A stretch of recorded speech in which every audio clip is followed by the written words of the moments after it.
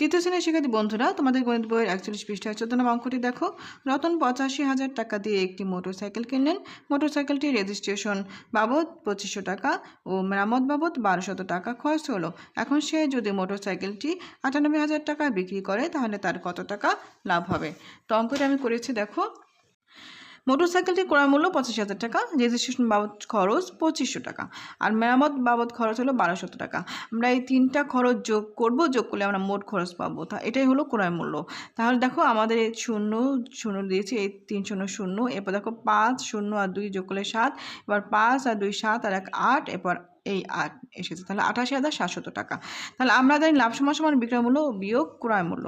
তাহলে আমরা লাভ বের করবো, লাভ কত, তাই না? তাহলে বিক্রয় মূল্য হলো তোমার 98,000 টাকা, আর ক্রয় মূল্য হলো যে মোট খরচ যেটা, এটাই কিন্তু ক্রয় মূল্য। তাহলে ক্রয় মূল্য হলো 88,700 টাকা। আমরা এটা কী করছি, বিয়োগ করেছি।